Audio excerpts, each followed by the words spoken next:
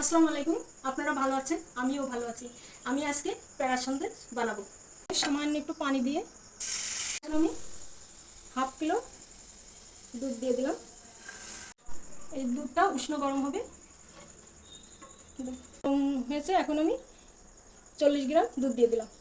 পুরো দুধটা এখন ভালো করে নাড়তে হবে যাতে দলা বেঁধে না যায়। দুধ বলক এসে গেছে, এখন আমি চিনিটা দিয়ে দেবো 40 গ্রাম।